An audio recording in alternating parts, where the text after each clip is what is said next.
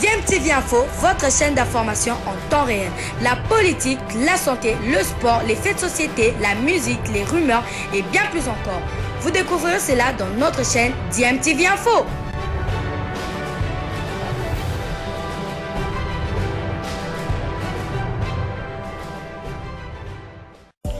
Vous êtes sur DMTV, bonjour ou bonsoir, tout dépend de l'heure à laquelle vous nous suivez. Tout plaisir est pour nous de vous retrouver, mais surtout de savoir que vous êtes nombreux en train de suivre votre chaîne YouTube DMTV. DMTV qui vous propose l'actualité, vous propose également des analyses et des réflexions sur des sujets d'actualité, sur des faits sociaux, tout simplement sur des réalités que nous observons ici chez nous en République démocratique du Congo. Ils sont près de 21 000 sur l'ensemble de l'Ituri. Les élèves finalistes des écoles secondaires répartis dans 134 centres dont un en Ouganda à prendre part aux épreuves préliminaires de l'examen d'État édition 2022, lancé officiellement à Bunia par le vice-gouverneur. Ainsi, au nom de son Excellence, Monsieur le gouverneur de la province, nous lançons officiellement ce jour les débuts des épreuves en session.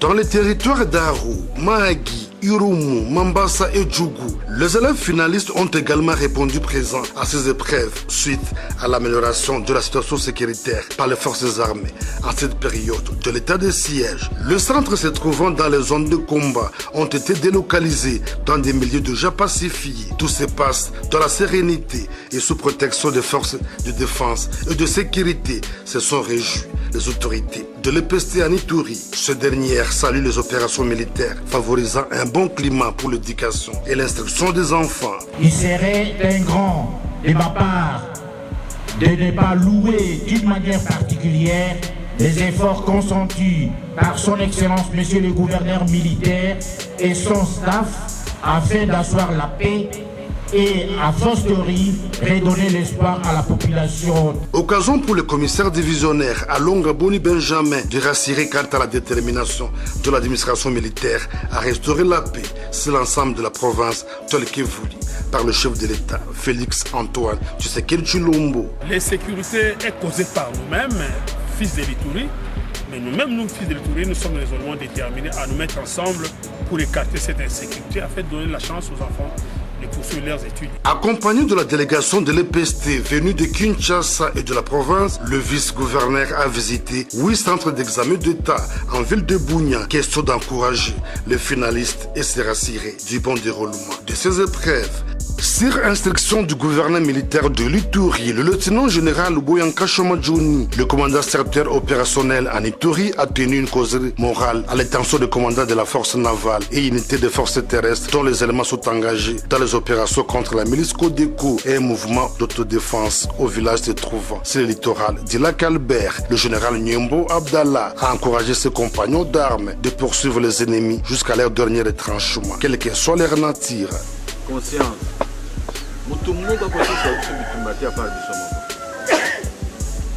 Parce que si l'ennemi est aujourd'hui à 20 km ou 40 km, dites-vous après demain il sera à les environs au-dessus.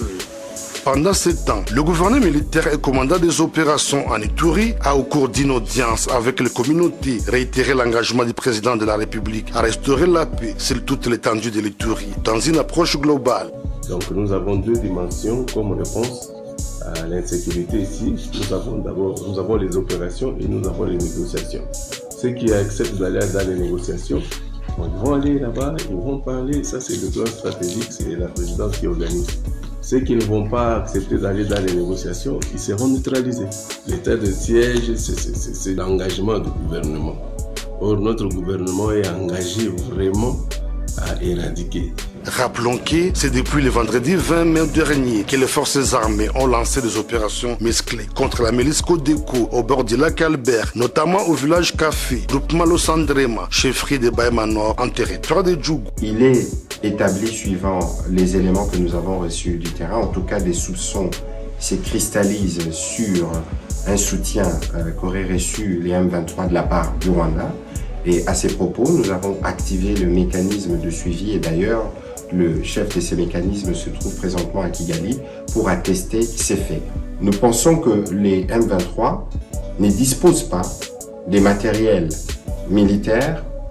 En tout cas, pour ce que nous avons vécu ou ce que les militaires ont vécu sur le terrain, c'est que les étreintes images ont montré, nous ne pensons pas que les M23 disposent de cet arsenal militaire, d'où la cristallisation de nos soupçons.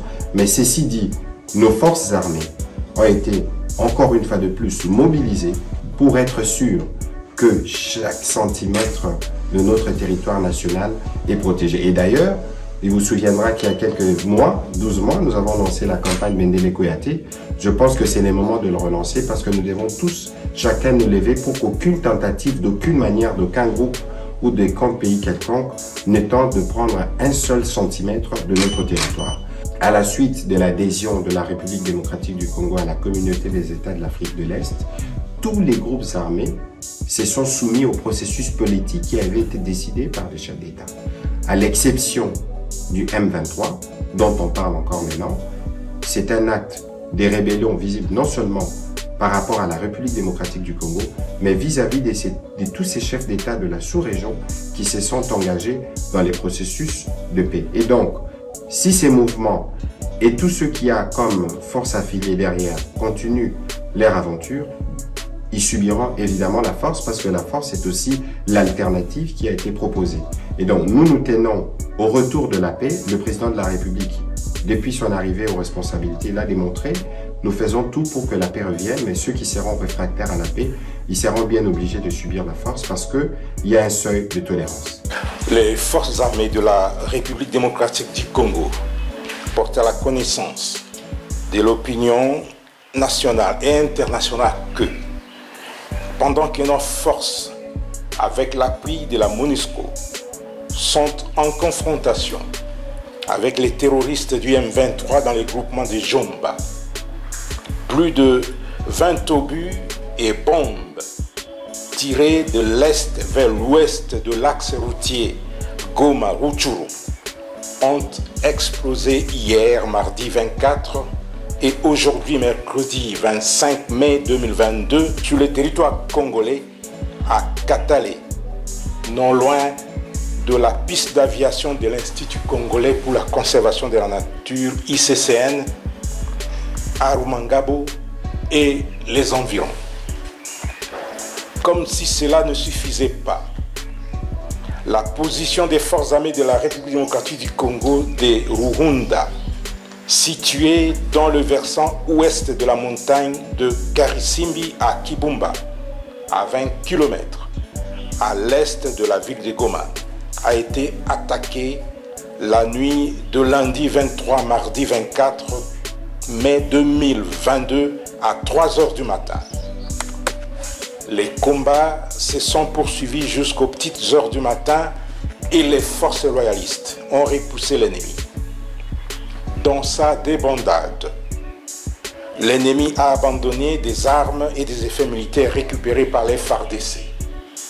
Il s'agit notamment d'un mortier 60 mm, d'une arme AK-81, de 8 roquettes anti-tank, d'une chaîne de munitions de l'arme PKM, d'une paire de tenues militaires, d'un casque et de 2 gourdes militaires non utilisées ni par les FARDC ni par les terroristes M23. Le ministre de la Défense nationale et des anciens combattants, le docteur Gilbert Kabanda Kouringa, et son homologue de la République arabe d'Égypte ont procédé le mercredi 25 mai 2022 à la signature du protocole de coopération militaire entre les deux nations sœurs. La cérémonie s'est déroulée en début d'après-midi au Collège des hautes études de stratégie et de défense (CHESD) en présence de plusieurs hauts gradés de l'armée congolaise ainsi que de membres de la délégation égyptienne qui ont accompagné les commandants en chef des forces armées et ministres de la Défense et de la Production militaire, le général d'armée Mohamed Ahmed Zaki Mohamed. Dans son mot de bienvenue, le ministre congolais de la Défense et des anciens combattants a remercié son homologue égyptien d'avoir répondu à son invitation nonobstant ses multiples occupations, avant de rappeler que la première sortie de l'armée égyptienne pour une intervention militaire en dehors de ses frontières fut en 1960 en République démocratique du Congo. Les forces armées de la République démocratique du Congo, à travers ma voix, remercient solennellement le général d'armée Mohamed Zaki Mohamed, ministre de la Défense et de la Production militaire, commandant en chef des forces armées de la République arabe d'Égypte, de répondre favorablement à mon invitation en dépit de ses multiples occupations. Prenant la parole à son tour, le ministre égyptien de la Défense et de la Production militaire et commandant en chef des forces armées égyptiennes, le général d'armée Mohamed Zaki, a remercié le ministre congolais de la Défense pour son hospitalité et l'accueil chaleureux, témoignant à l'endroit de toute sa délégation avant d'émettre un souhait de voir les conclusions du protocole de coopération permettre à ces deux nations sœurs de combattre les groupes terroristes qui menacent la paix et la sécurité des pays africains. Monsieur le commandant congolais, distingués amis. À mon propre nom et au nom des membres de la délégation égyptienne, j'exprime mes remerciements et mes gratitudes à Monsieur le ministre de la Défense nationale des Anciens avant et aux membres de l'autorité du commandement congolais. Visitez les Kamalobana Evele.